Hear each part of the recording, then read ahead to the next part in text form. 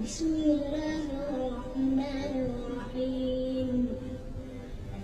قد سمع الله قول التي تجادلك في زوجها وتشتكي إلى الله والله يسمع تحاوركما إن الله سميع بصير. الذين يظاهرون منكم من نسائهم ما هن أمهاتهم إن أمهاتهم إلا اللائي ولدنهم وإن